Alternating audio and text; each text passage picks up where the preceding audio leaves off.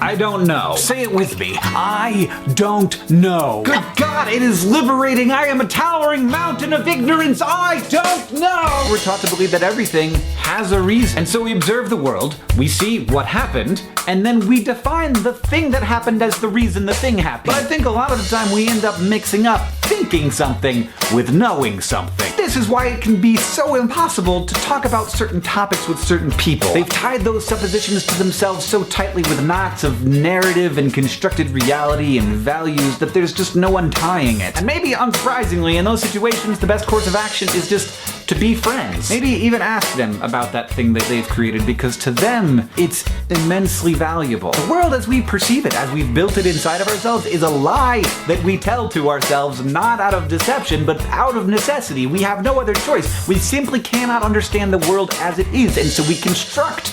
But sometimes I just have to tell myself the thing that is definitely true, the truest thing I can say, which is that I don't know.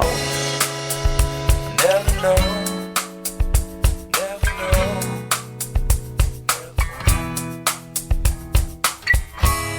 This is the Everyone's Agnostic Podcast with Bob Pondillo and Cass Midgley.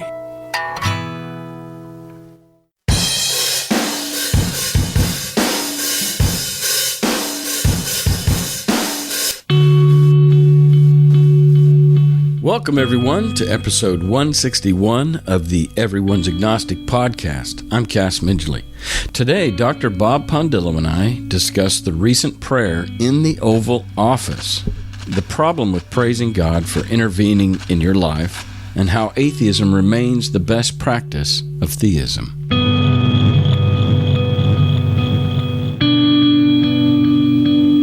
If you're listening for the first time, we normally have a guest who unpacks their life journey, especially as it pertains to them deconstructing their childhood faith or their religion and how they've learned to navigate their new godless life. How now shall I live? The bottom falls out when you realize there's no Santa, that much of the meaning and purpose by which you've girded your happiness, even your identity, was a lie. That's deeply troubling. And then tack onto that the fact that some of your best friends and even family look at you differently and maybe don't want to spend time with you. Your very existence poses a threat to their life meaning and their immortality projects. The stakes are high when you get honest, when you grow up, when you face reality with integrity and maturity. Marriages are broken. Relationships with children and thus grandchildren are sometimes cut off. Dear, dear friends won't speak to you. And if they do, it's to call you back to the oblivion, the high, the acid trip of their fantasy. We started this podcast to let people know that they're not alone in this nightmare in which they find themselves. You are not alone. You may need the strength to get through this with any sanity or gentleness. Cut yourself some slack. Give yourself a hug. Feel the hug of Bob and I and all the thousands of listeners that are encouraged and even personally developed by these conversations. But today there is no formal guest. Instead, I've taped 3 short conversations with 3 former guests, followed by a talk with Bob and I about current events. The 3 former guests are Amber Cantorna, episode 131, Bill Finley, episode 138, and Charlie and Henry Smith, episode 148. These were 3 great episodes. You may remember Amber as the daughter of a Focus on the Family executive who was disowned by her family when she came out as lesbian. She's got a book coming out in October about this ordeal titled Refocusing My Family, Coming Out, Being Cast Out, and Discovering the True Love of God. Now, Amber remains a Christian and remains a wonderful human being. Bill Finley devoted his life to the Salvation Army before losing his faith, and Henry Smith is an ex-pastor, now in his 70s, whose wife Charlie remains a believer, and their episode is about how they can make that work. Now, the way I was able to talk to these 3 people live and in person is that Mindy and I made a trip out to Colorado last weekend where we stayed with the Smiths and had a Sunday brunch where Amber and her wife Clara joined us, as well as Bill and his wife Talani. and their daughter and niece. And it was hosted by Henry's daughter, Liz, and her family was all around. It was a delightful gathering. That room full of strangers was not awkward for long. The depth of connection and love for each other evaporated any awkwardness within minutes of meeting each other. It was truly a magical experience. I'm so grateful to Liz and Henry and Charlie who made it happen, and to Bill and Amber for attending and being so present. I hope you enjoy and benefit from this unique episode. After my brief talks with Amber, Bill, and Henry, Bob and I wrap it up with a talk about a recent prayer meeting over Trump in the Oval Office. And as usual, I try to provide some insight to Bob as to how and why Christians do such confusing things to the likes of Christian outsiders like Bob.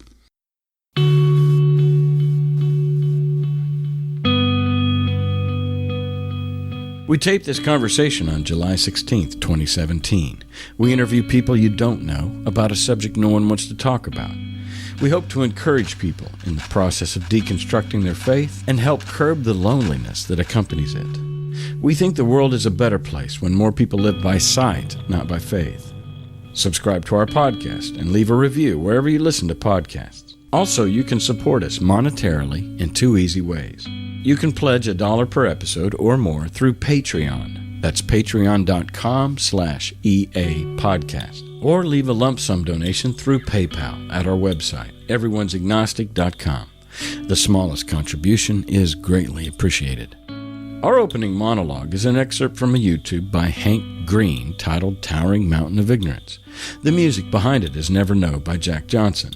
The segue music on this episode was created by the Barry Orchestra, found at barryorchestra.bandcamp.com. Thanks for listening, and be a yes-sayer to what is.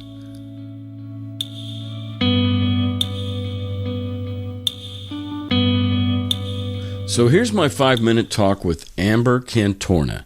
The only place we could find in the house to be alone was in the bathroom, so it's kind of echoey, but here it is. So, yeah, Amber Cantorna, good to see you again. Good to see you. In person? In person, live. So back on episode 131, I think, we heard your story. We were promoting the book back then. Yes. It's still not out, but it's coming out. But it's coming. And it's available on pre-order. On Amazon. On Amazon. And it's called again? Refocusing My Family. Refocusing. So some of you listeners may remember her as the daughter of a Focus on the Family exec. Yes. And when she came out lesbian, it was over. It was over. It was over. You're not our daughter anymore. It was almost like they were Muslim or something. Yeah. So it's an extreme version of Christianity, and it hasn't really played out very well. Yeah. I thought maybe there'd been some thawing out since then. No, not at all. The ice has stayed quite thick. Yeah.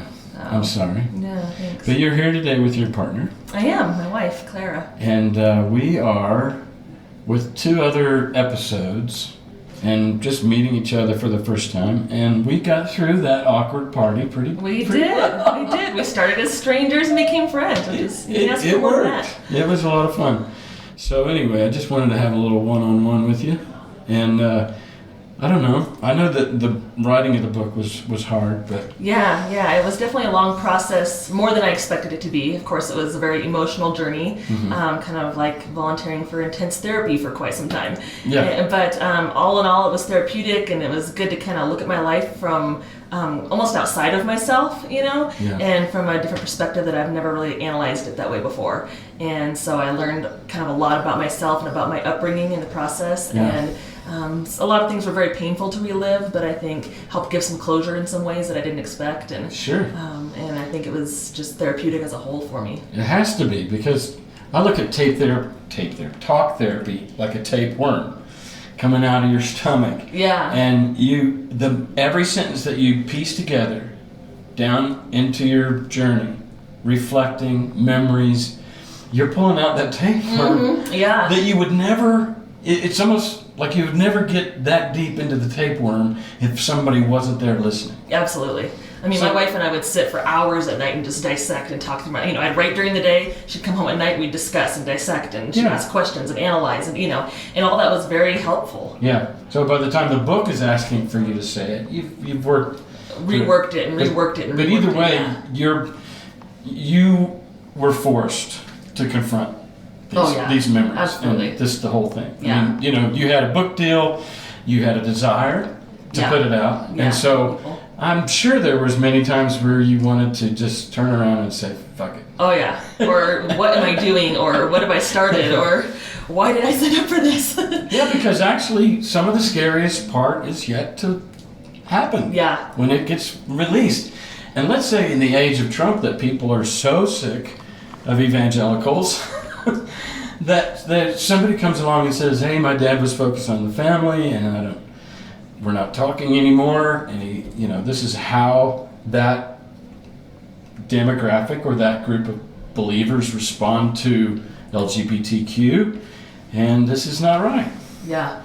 And so I know we were just fantasizing in there, but if Ellen DeGeneres got you on, or if Oprah got you on, I mean, you just catapulted. You never know. Right? Yeah, it only takes one person like that to really help. And your story is incendiary enough. That it could spark. Sparks could fly when it hits the streets. So we'll only hope. We're hoping. Then you might need a bodyguard. Well, we've talked about that too. In the age that we're living in, it's not unrealistic to think through some of these safety precautions. And I've talked with others that have been on similar paths. It is scary. It is. And I commend your bravery. Thank you. Both for your originally coming out under very difficult circumstances, to say the least, and then now going even further, because you could keep it to yourself. Right. Yeah. Which would be an easy thing to do. It would be an easy thing to do, but hopefully, it'll be an encouragement to others to come out and to be themselves. Yeah, that's the goal. Really to help give others hope and create conversations for change within other, conservative families. And help them see it, put a face to this name. That's not just some news story that they're seeing, but this is actual lives of people that they're talking about. So. And on the book tour, it might literally be seeing your face if people can come out and meet you. Yeah, that's the hope. I hope to meet as many people as possible. We'll be launching a book tour after it releases October 1st, and really just hoping to make it to as many towns and cities as possible. Mm-hmm. So. And doing little readings? And... some will be in bookstores. And doing readings and signings. Some will be in either like LGBT centers or maybe affirming churches or different places that are wanting to help get a hold of this message and spread it further as well. Mm-hmm. Stan Mitchell's a former guest of this show. Yes. You know him? You know his story? I do, yeah, and I'm wanting to connect with him further. But absolutely, he's got an affirming church in Nashville. Yes, he does. We're hoping to make some connections there. Well, it's good to see you. Thanks for coming to this little party and talking to me. Yeah, it was great to meet you in person. So there's Amber. Up next is Bill Finley. A 4-minute chat that got cut off because my computer battery died or it overheated or something. It was hot in Denver, like close to 90 degrees. But it's a good talk nonetheless. Here it is. Okay, so Bill Finley, episode 138. We're sitting here in person. Yeah, it's great. And I don't get a chance to meet our guests, that from, when they're Skyped in. And I don't know, how long ago was that? When did that air? It aired in February. I think we did the call in January. Yeah, so this is July? What is this? Yeah, 6 months later, but. Yeah. Yeah. So how's life? Life is really good. I think we're finding normalcy. Yeah. And discovering what that looks like. Last summer was pretty hectic. So, in what way? Well, my family had moved down in the end of May. Yeah. We moved into our condo three weeks later. There was a flood in our condo, so some drama. Yeah, some drama. Somebody decided to shoot a gun and set off sprinklers 2 stories above us. So we got inundated. So it was a pretty just interesting summer, just getting settled and figuring out what was this life going to look like. Yeah. And you do computer programming now? No, I'm the CFO for the National Ski Patrol. Oh, that's right. Sorry. So I do a lot of time in our database, but no, it's a cool gig and helping the patrollers across the country and that kind of thing. So it's just been getting settled and just figuring out the kind of flow of life. Pretty different getting settled in we attend a Unitarian church here in Denver, and just getting settled there and figuring out the ebb and flow of that, and trying to figure out how involved to get. So but community's nice. Community is nice. It's really helped, especially my wife and daughter, adjust and just. I think it does. I'm better in community. Even though our daughter was the principal reason why we wanted to search for something. Okay. Well, it's really hot out here, so I won't. I got one more question. Sometimes people say after they've done the show that it was maybe a catalytic moment in their journey, or I mean, has your life changed since you did the episode?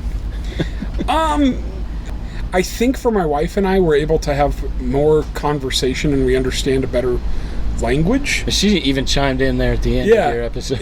So it kind of concretes it, though. You're out there. I mean, even though you were kind of like, we didn't use your real photograph. We used Seattle Seahawks or something. I think I sent you a photo, but I think it was interesting. So about a month after it aired, my mom came out for a week. She didn't say much. Did she heard it? I don't know. Oh, okay. She didn't want to talk about it. Okay. Just not talk. Don't bring up faith. Yeah. It was, we're just going to get along and we're just not going to say anything. I don't know if my dad has heard it. He hasn't talked to me at all. Okay. Really, really much. So, who knows? Yeah.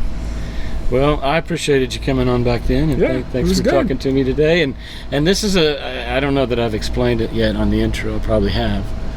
But we're meeting with you and Amber from episode 131 and Henry and Charlie Smith from episode 148 because we're, Mindy and I were going to be in Colorado, and it's kind of almost an everyone's agnostic reunion.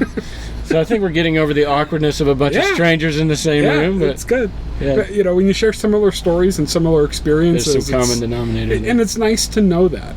It's tough, even as you find different communities, and, and even in the UU church, some people have deconverted and left evangelical world, but a lot haven't. They're just searching for something, or they were raised Unitarian or more liberal, and they're just searching for that community.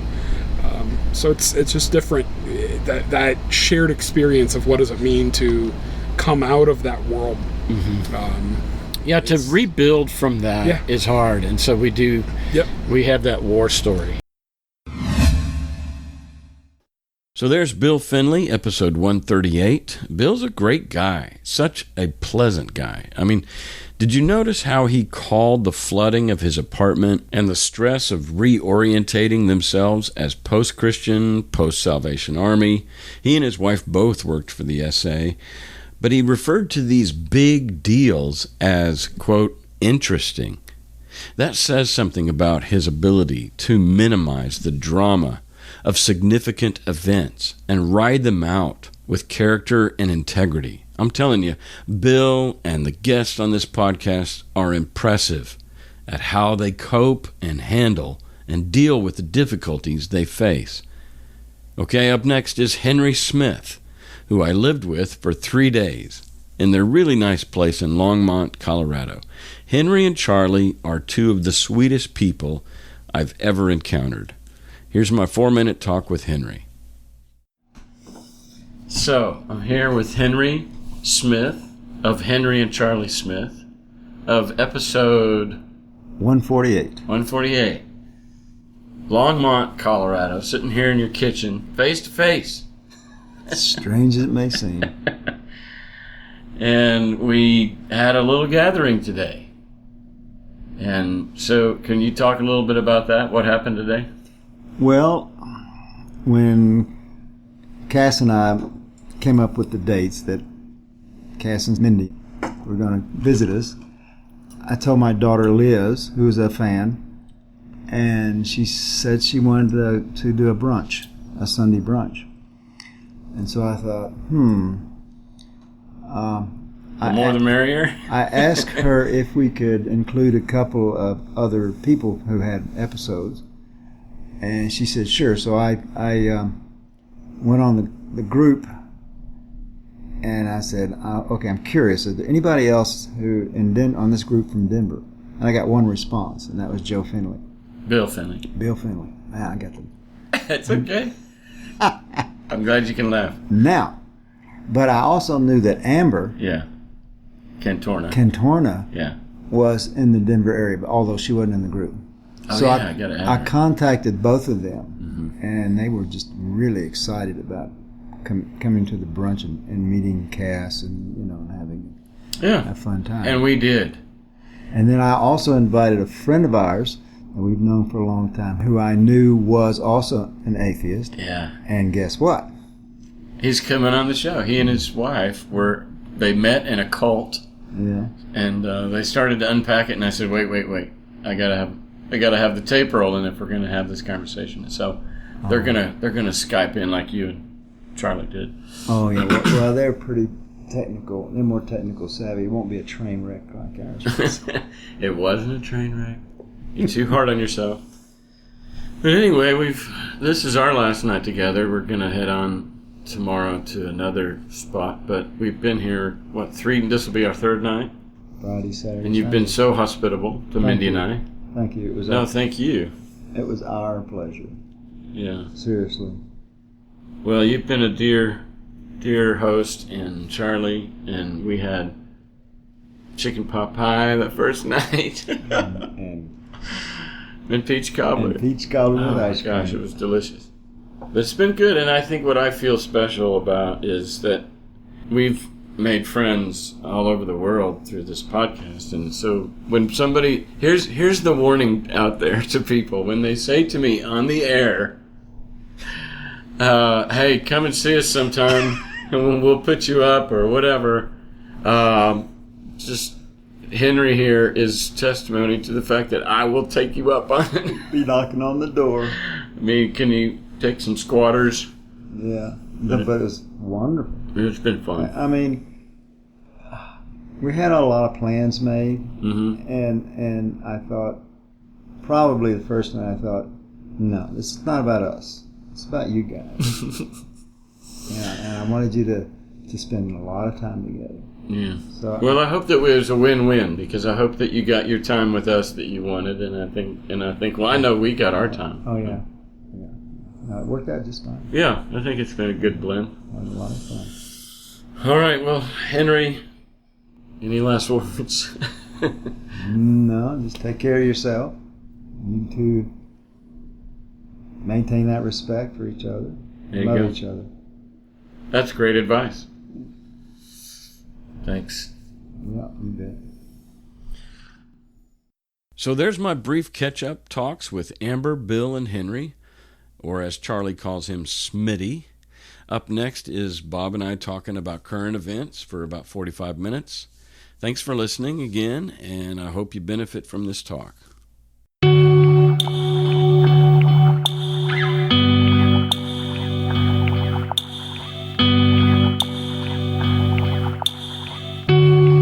So, hey, Bob. Hey, Cass. It's July 16th. It is. And so I'm told. I've got some things on my mind I want to talk to you about, and I know that you've got some things that you want to talk about. Yeah, some things that, I see online, and it just puzzles me. We'll go with that. Let's start with that? Yeah, start with that. Okay, well, recently there was, just before I think Mr. Trump left for his trip to France, there was a bunch of evangelical folks in the White House placing their hands upon him and saying prayers. Mm-hmm. And there was a picture of that episode, with his head. The back of his head. Back of his head, right. And then the hands of like a woman with painted fingernails and somebody else. And then there were a bunch of congressmen. Of people. With their eyes closed and praying. Yeah, praying. And, I think to myself, well, but how can you, what about, turn the other cheek, the stuff that Jesus talks about, turn the other cheek, being humble, help the poor, or pray, love your neighbor. Pray in your closet. What's that? Pray in your closet. Well, right. Go pray in your closet. What's the opposite of the closet but the fucking Oval Office? You can't That's a good point. You can't get in less of a closet than that room. Yeah, I suppose so. So there's nothing Christian about this at least from many Christians' perspective. They would say there's nothing Christian about Trump. Yeah. There's nothing Christian about public prayer. There's nothing Christian about trying to take over the government or a country by way of political means. Yeah, right. I mean, that's a... But here again, though, there's probably like 15 Jesuses. There might even... I mean, there's probably more. Yeah. There's thousands of Christian denominations. Yes. And everybody's got their Jesus. And so one of the people in that room that instigated that prayer, now they were invited to come, but I'm sure that they were like saying, hey, can we come? Can we come? Can we come? And can we get a picture of that? So I've been an atheist for 6 or 7 years, and I was deconstructing for 4 or 5 years before that. Yeah. And so my Christianity ended around 2005 as far as my engagement with that community. Mm-hmm. Before that, I was involved in a lot of conferences, a lot of gatherings where people got together and were just praying hard and visioning and prophesying that someday we're going to be in the Oval Office. And Rodney Howard-Browne was one of the guys that initiated that prayer, and he is the guy in that picture. Really? Yeah. And wasn't he the guy that did... It was like the Toronto blessing, or maybe the Toronto blessing. Either that or the Pensacola revival. There's two big revivals that happened in the latter years of the 90s. Yeah, but that's all about like Jesus or God or somebody has shown up, and it's a powerful presence. Yeah, they're all about the presence of God. Now, in a nutshell, Bob, the planet belongs to God. He made it. And he gave freedom and free will to Adam and Eve, who gave it to Satan. So from that point on, the earth kind of belongs to Satan. And he is the prince of darkness, and this is his space because Adam and Eve kind of gave it to him. And from then on till today, Christians are trying to take back the earth. So when Jesus prayed, "Thy kingdom come on earth as it is in heaven," that's a kingdom prayer that motivates people to reestablish the lordship of Jesus over the earth, which was stolen in the Garden of Eden. Okay. So the reason that Christians are power hungry and they want in the Oval Office. And last week's show with Rebecca Fox, Rebecca mentioned something about Africa. Mm-hmm. I went and looked it up. I found it fascinating. And I made it the intro of last week's show. Oh, I remember. In that this is an African man, African citizen. Yeah, he's a black man. And he's saying, religion is killing our country. And none of it is native. Like, these are all missionaries that came over, dropped it on us, and because we are such zealous people, we've taken it to the nth degree, even further than the missionaries ever intended, probably. And it's just totally fucking with the country. And it's keeping them in the past and holding them back from progress and future. There's, as was mentioned in Rebecca's show, HIV denialists. That's a thing. Right. And there's just all kinds of head in the sand ignorance. Albinism. They hate those who have albinos. Yeah, or albinos. And they're actually killing people that are albino or disabled people. Oh. I mean, just anything that represents a curse. Because you are a manifestation of proof that God doesn't like us.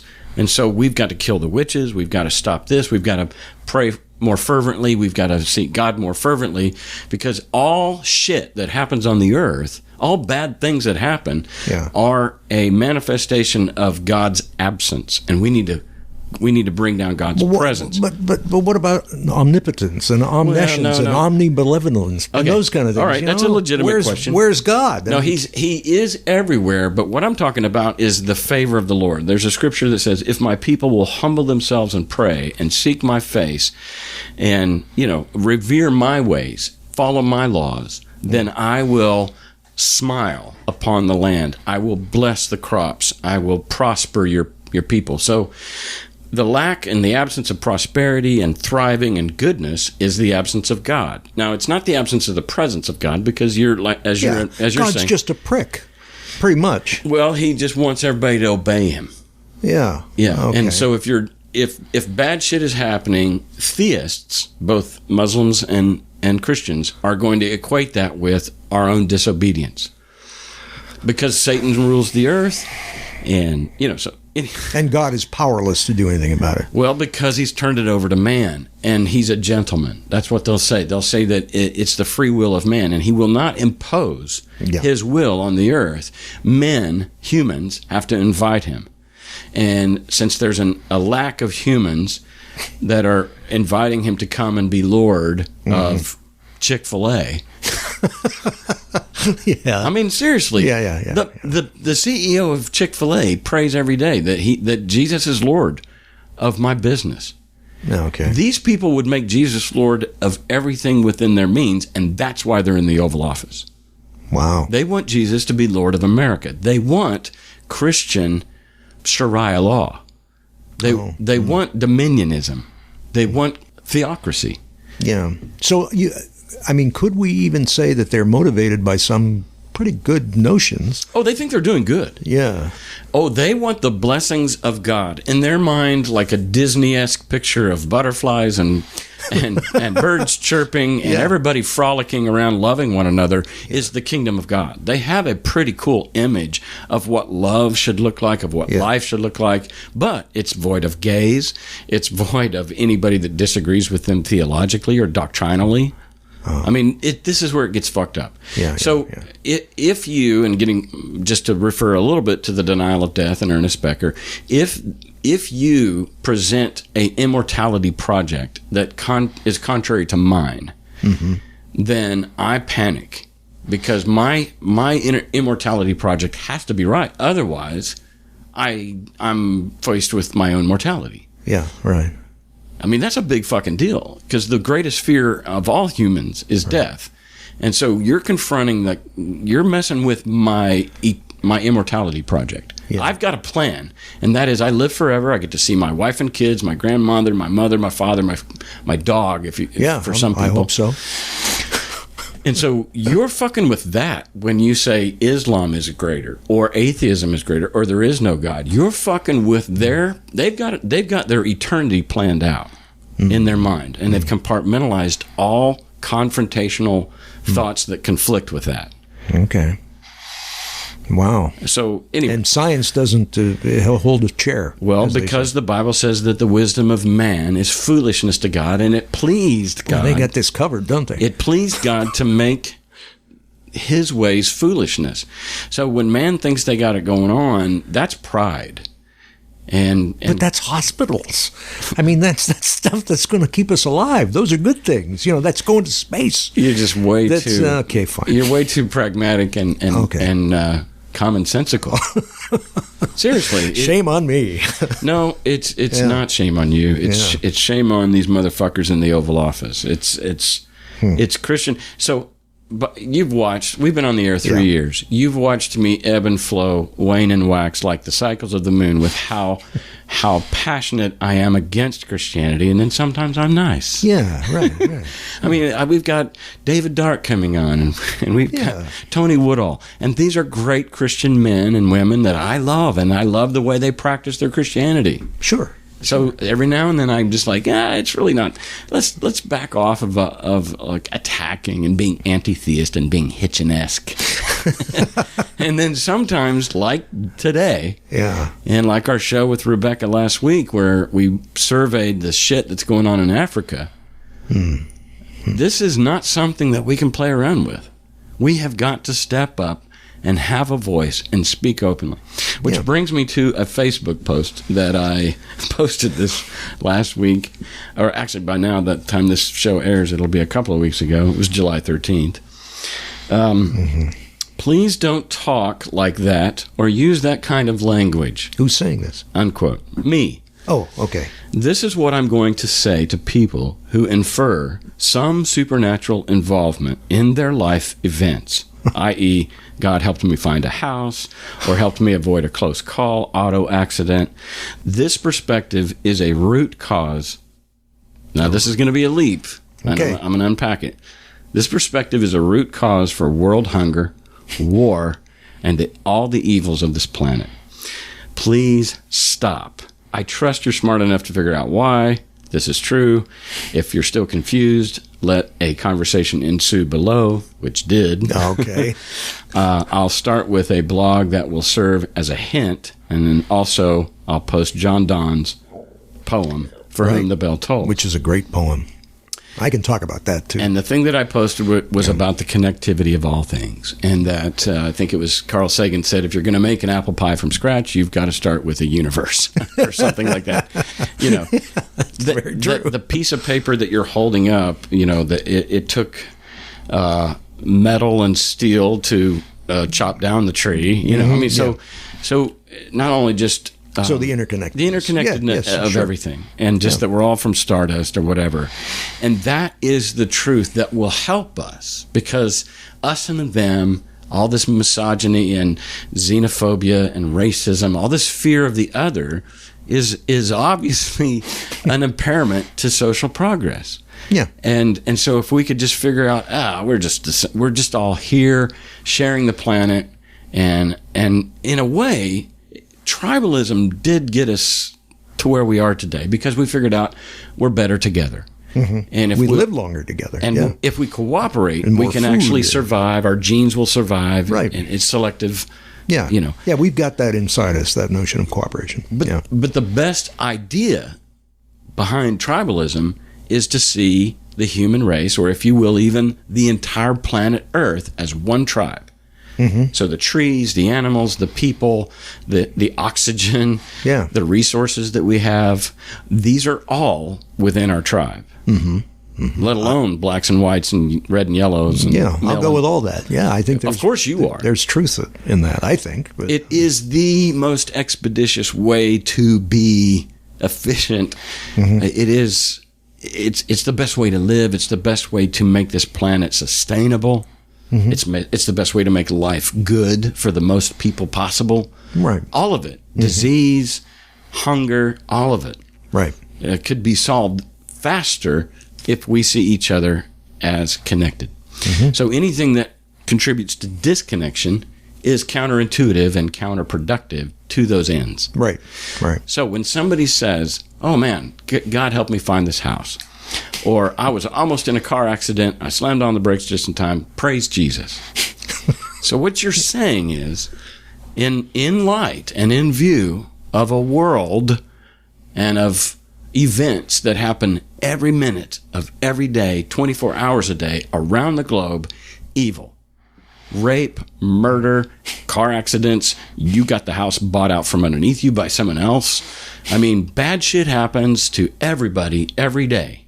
Right. As well as, coincidentally, good things. And that's Satan. Well, but if you give credit to God for helping you buy that house or helping you avoid that accident, then what you're saying is that everybody else whose house got bought out from underneath them by somebody else, or who in fact did get in a car accident. And what brought this up for me is I was reading, they're inferior. Oh, okay. They're separate. Clearly, they're not praying enough. They're not praying enough. You don't have the favor of God. God did not intervene in your case. Oh, come on. Really? Well, that's why it's offensive language, Bob. It is offensive. Stop using that language, because it's making the world a worse place. So if somebody says that, praise Jesus, you would say, don't say that. Stop that. I would. And I would say, fuck, cunt. I would say every word that they think's offensive.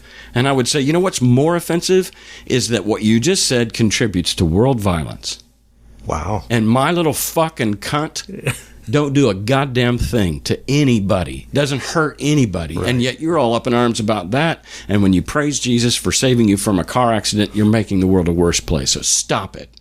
Wow. Yeah, you get into some arguments, I have a feeling. No, I'm not laughing at you. Don't think that. So, but, I mean, but see, look how nuanced this argument is. And most people are like, they don't think of that. The epistemology. It is presumptuous of me to say in that post, I think you're smart enough to figure out why I've said this. Yeah. But they're not. So maybe they are, but they just aren't thinking, or they're trapped by the supernatural notion. They've compartmentalized. Yeah, or something's going on. So a Christian friend of mine, who I love dearly, responded, and he said, "Well, I'm going to double down on praying for you." Okay. Because I'm going to keep saying that God blessed me and spared me from a car accident when he does, because he was faithful and he deserves glory for it and all this. He doubled down. Okay. So I said, thanks for chiming in. I appreciate your intention.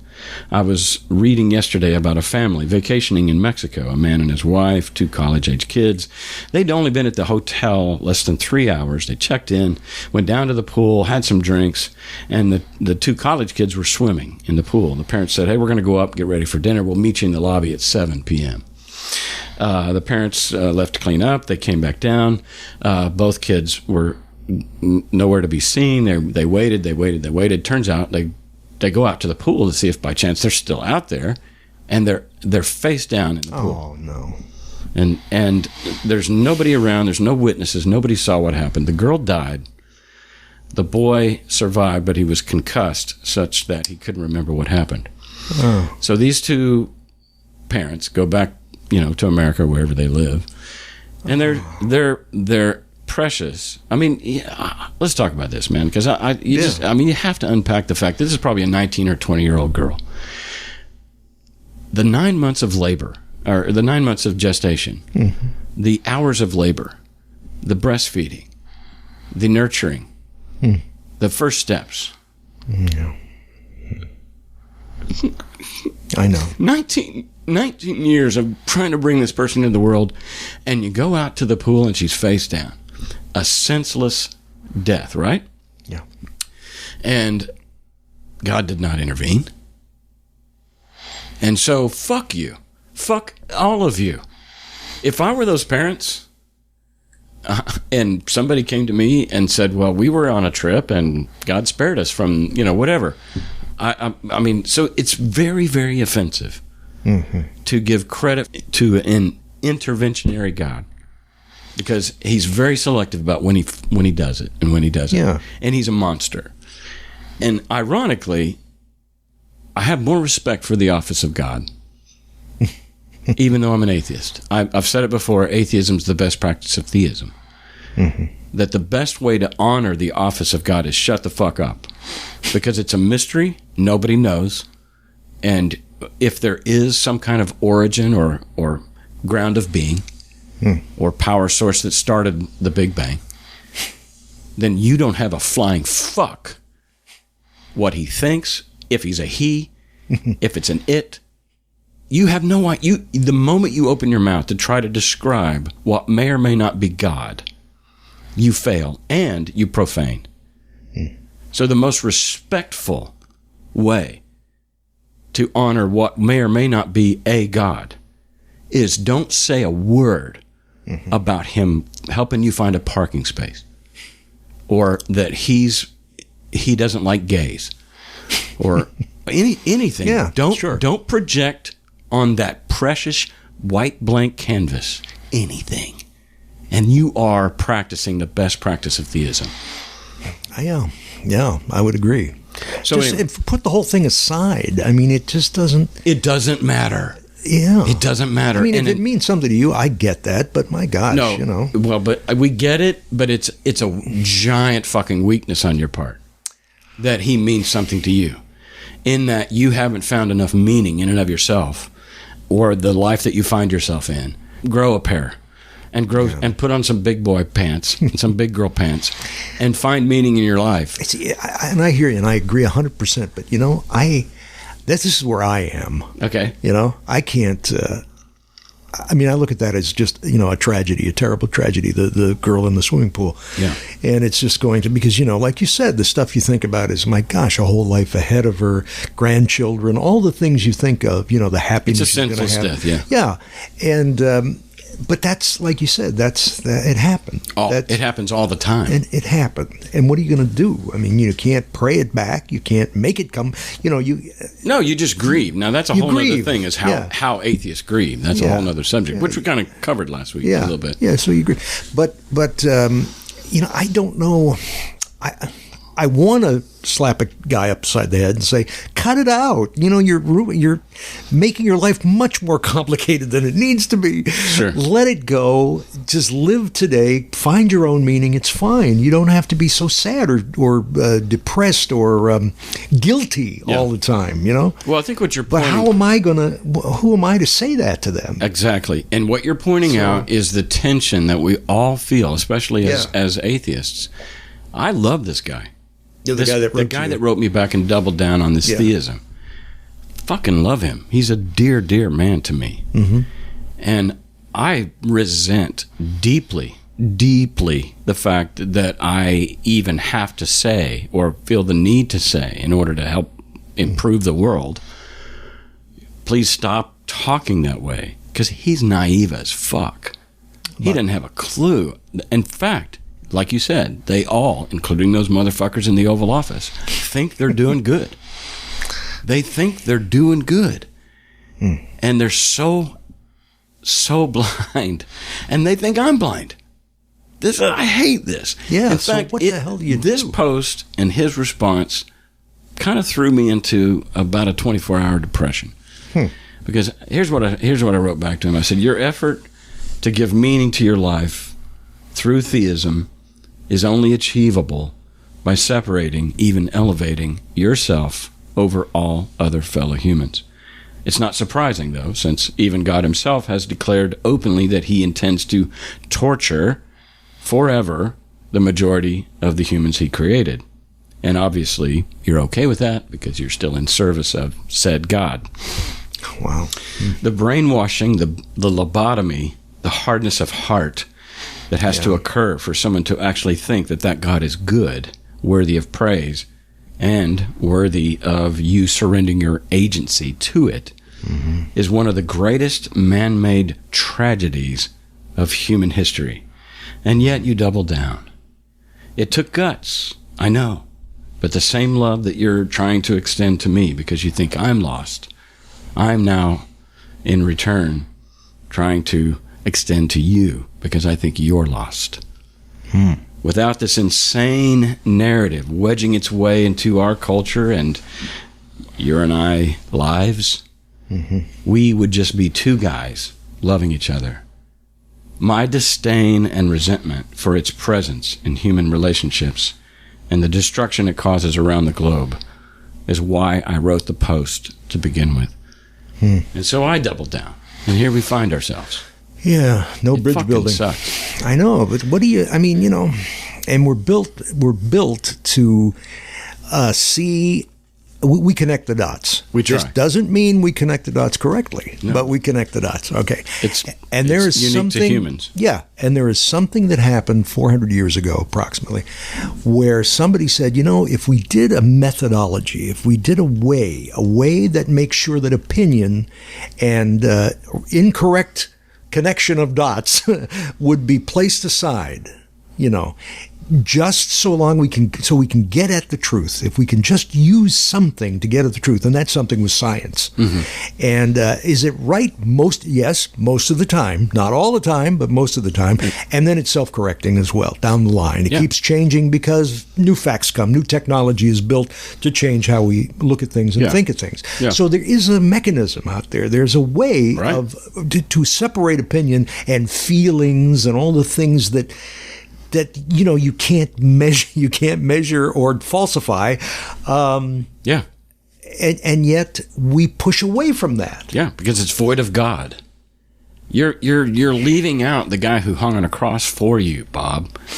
He died and bled and resurrected for you, and you're trying to just erect a godless thinking system to solve the world's problems.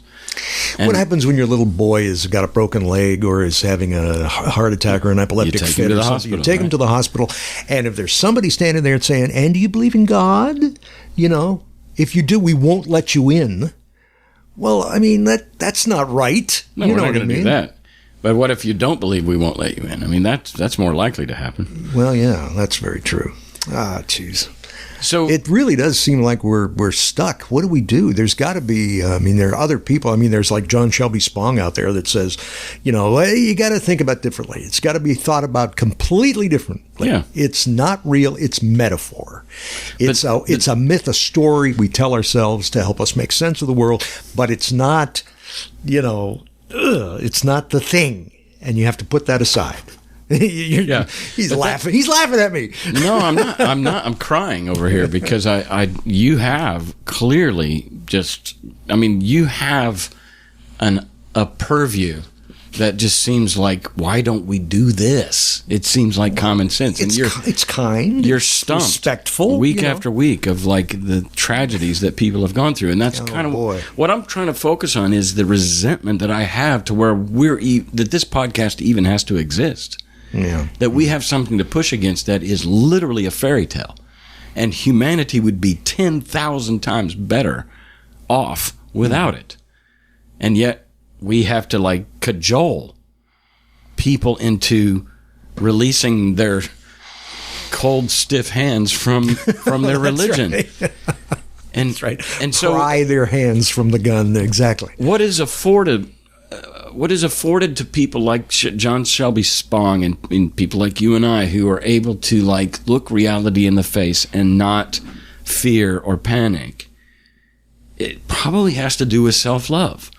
Like, I just think there's such a deep, horrified, insecure, childish person that needs for there to be a God in control of this dirt clod hurling through space. It's just too horrifying to imagine that nobody's watching the shop or originated this whole thing, or is the grand designer and the overseer. We're horrified. It's not horrifying to me. No.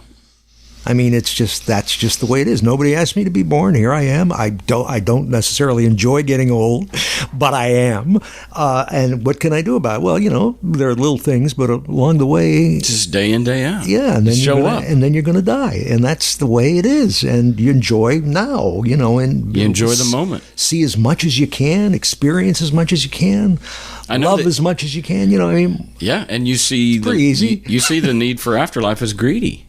Yeah, why do we have to be so greedy? Yeah. We don't have to. We're cool. We're good. I don't know, man. Yeah, thank you. That helped. Everybody's fine now.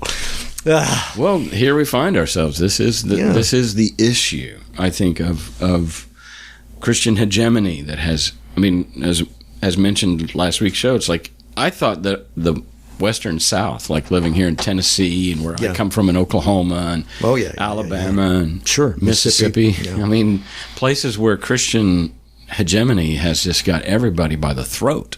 Yeah, well, these are the poorest areas in the country, by the way. Too. Yeah, yeah, and we're trying to advance.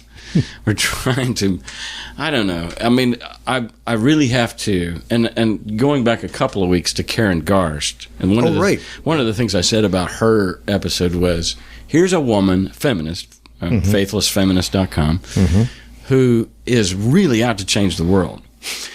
But what you did not pick up on was a chip on her shoulder. You didn't pick up on an attitude or any kind of venom in her voice. She is happy, chipper, lighthearted. And so what I'm trying to be, because even when I was a Christian, I had a Messiah complex. It was up to me to save the world, or at least everybody within my path, and populate heaven. And anybody that I meet, I need to share the gospel with you were them. very annoying then. I was an ass. Well, I don't want to be, I don't want to carry that Messiah complex into my atheism.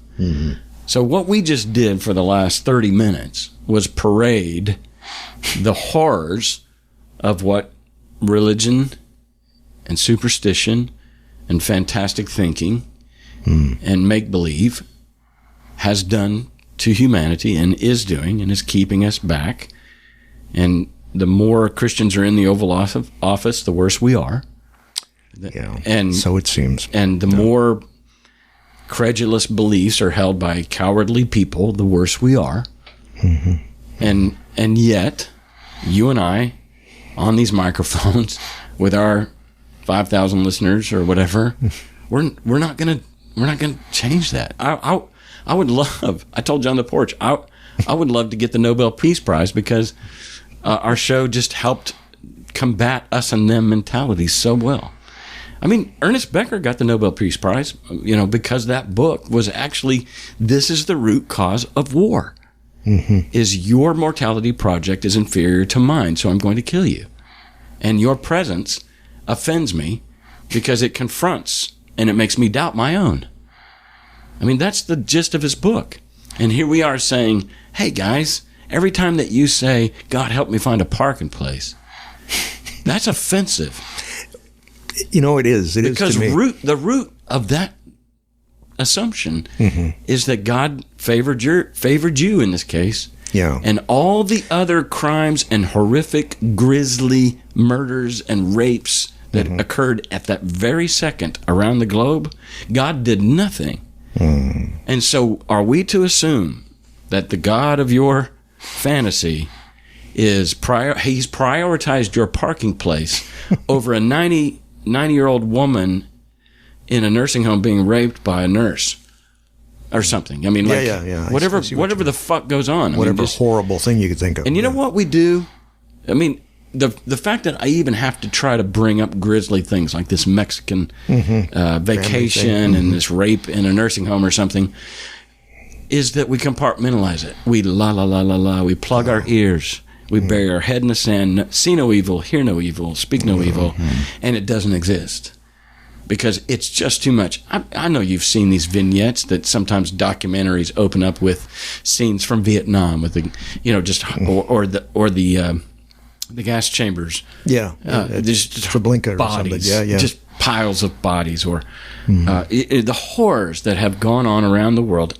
And the thing is like, this stuff doesn't make the news. I mean, sometimes it does, but it's just going to be a little blurb in a little newspaper, and it's just going to be here and gone because we don't want to know, because it confronts our fantasy that the world is a good place. And the sooner we realize that the world is a horrific place. In fact, I think that would actually be a motivator for us to trust science more, or to look for solutions more thoroughly. Because the more Pollyanna and utopian we think things are, the less driven we are going to be to find solutions. So if we'd open eyes wide open and be a yes-sayer to reality, then we might say, oh shit, this is not just I need to vacuum the carpet, the house is on fire. I see what you mean. You know what I'm saying? That's a good. So Christians and people metaphor. That like rose-colored glasses, they can decode the condition of the planet in such a way that enables them to get out of bed every day and whistle on their way to work. is that later on today I think I'll vacuum the floor. When in reality your house is on fire, and we would be more rigorous in saying we've got to figure out how to solve global warming, for example. We got to figure out how to solve world hunger. We got to figure out how to take care of our disabled people, not just our veterans, but people that are mentally ill, that are standing on the corner with a cardboard sign, because we don't give a fuck, because we've compartmentalized them as not our problem. And you know what? This is what's happening in Africa, is that if you're disabled or you're an albino, then you're cursed of God, and you should die. If you're standing on the corner with a cardboard sign, you know what the Christians say? Had you honored God with your life, had you prayed more, had you given your heart to Jesus at an early age, you wouldn't be on that corner. So you deserve to be there. And I'm relinquished of responsibility. See, the Jewish faith don't think that. Gosh, I wish I knew more about it. But I remember talking to Rabbi Rami, who told me there's the time in the year where you think about yourself, and you think introspect. You're introspective about your sins, and you think about all that stuff. Contemplative. Yes, and that's called something. I'm sorry, I don't remember. But it's a I wouldn't say a celebration, but it's an observance that happens in the church, calendar. in Jewish religion, and it goes on for several days. And so you go through all your sins, and then you look at the guy under the bridge, and you say, how did I make that happen? What is my part in that guy under the bridge? You know what I mean? Yeah. So you try to re-engage with humanity rather than going, I'm relinquished, I'm out, you're dying, and that's fine, that's the way it should be. You turn your back on humanity when you do that, your own humanity. When you look at somebody else, you look at me. Let's read that John Donne poem if you want to. It's so funny. I was looking it up as you were talking, because it is the key here. Yeah. And religions that relinquish you of responsibility, and I like to play on words here, respondability, is that the scapegoat mindset, which is Christianity is rooted in. That even your own sins were paid for by Jesus. Like, you're not responsible. If you were, you'd go to hell. So heaven is literally only available to people who have cast their sins on someone else. Literally shugged, whatever the word is, responsibility for their own actions. And honestly, one of the number one things that I think is true of real adulthood is taking responsibility for the form your life has taken. That's the day you grow up and you begin to find emotional and mental maturity. Is the day you decide I'm stopping the blame game. Yeah. I'm shifting everything else, and I'm stopping the fucking pity party. And I'm stopping resentment. Or what Nietzsche called raisonnement. It's fucking toxic. So own it. Yeah. And so all these religions shuck this responsibility, not only for themselves, but like you're saying, for the guy that's on the corner or whatever. Somehow we have to feel and acknowledge and act on our connectedness and the responsibility therein. Yeah, yeah. So John Donne's poem, and we'll close with this because I need to shut up. Man. Okay. My blood pressure's up high. I can see that. Take your pill. Okay, go ahead. No man is an island, entire of itself. Each is a piece of the continent, a part of the main. If a clod be washed away by the sea, Europe is the less, as well as if a promontory were, as well as if a manor of thine own or of thine friends were. Each man's death diminishes me, for I am involved in mankind. Therefore, send not to know for whom the bell tolls. It tolls for thee. Yeah. Yeah, there was a belief in the Heath when the church bell rang and somebody had died. When you're working in the field, someone had died. It was a funeral. Yeah, so stand up and say, rather than saying, who died? You say, well, a little piece of me died. That's it. Yeah, so and that's the notion of interconnectedness and oneness and what have you. And that is anything that competes or tries to take away from that mindset, because that mindset is the solution for us as a species, lasting as long as we can and being as least toxic. I would say anything that does not embrace that mentality, that awareness, the interconnectedness of all things, my responsibility, is a virus that's going to kill the species. Well, maybe the thing is to come up with techniques, ways of talking, ways of behaving. Like we had Greta Vosper on, and I'm sure she'll be back one of these days. But she's a wonderful Canadian minister. Minister, and she's written books and what have you. And I think I remember asking her, well, what do I do when I get these emails that say, I need prayers for my sick dying uncle or something. Yeah. And then people put, on Facebook, prayers. I'll pray for you. I'll pray for you, that kind of stuff. I think she said, well, I usually write, I will hold him gently in my heart. Now, if people had those type of tools to work with, more of those kind of words, more of that kind of thinking, maybe that'll help, Yeah, because it's just saying I'm going to pray for you again is a deferment. I'm like, I'm going to turn that over to God because I not only can I not do anything, I don't really want to do anything. It's lazy. Her comment is at least saying I'm going to hold you.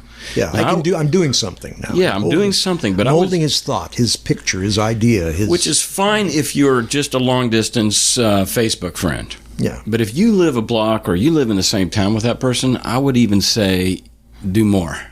Yeah. Than just hold them in your heart. Again, respondability and responsibility. Do something besides just saying, well, God's going to take care of that. Yeah. No, there is no God. It's just us here. The sooner we realize that, the more that we're actually going to get off our asses and do something for that person. Like take them a casserole or whatever. To the whatever your proximity is to them or your relationship is to them. Now you and I, we've been friends, very close friends for coming up on probably 10 years or something. I don't know. Yeah, I think so. And if you had a tragedy strike you, it would not be appropriate for me to say on social media, I'm holding you in my heart, Bob. See, that wouldn't be enough. Yeah. You know what I'm saying? I hear what you're saying, and I totally respect Greta's point. But I'm saying it would change to the degree in which I'm involved with that person. So I would get in my car and go right over to your apartment, and I would say, Edie, what can we do? Yeah. Yeah. This is what I'm talking about, man. It's like this whole thing of like, well, God's going to take care of Bob. No, he's not. Right. He didn't help you find that parking place. He doesn't exist. And if he did, he would be a monster because of all the times that he doesn't help anybody or whatever. Yeah. So let's just shut the fuck up when it comes to God.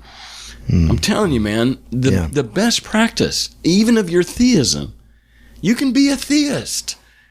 Just shut up and do. And quit thinking you know God. You're as agnostic as anybody. Join this. Join the human race. We have a problem. And it's not the vacuum, the carpet, the house is on fire. So open your fucking eyes. And act accordingly to reality, not your fantasy. That's it in a nutshell. I understand. Really, I think you're going to be a hot mess if we keep this up. You're really. I'm going to get worked up. I got tears coming down my face. Yeah, I can see that. Oh, well. Well, thanks for chatting with me. And I hope, thanks for, I don't know, whipping me into a frenzy here. I know you were curious about just the how Christians can embrace Trump. It's a giant mystery. It is. We've said before. Well, I think you helped me with it anyway. At least I thought about it. But when God chose people in the Bible, he chose the weak things of the world to confound the wise. He chose the least. He didn't want somebody who was tall of stature and handsome. He wanted somebody. He chose Donald Trump. Because guess what? If good things come from it, everybody knows that Trump is incapable. Oh, I see. And so God's got to be. So it's got to be God. God gets 100% glory. This is the point. God is so glory hungry. He's so insecure that he needs full credit.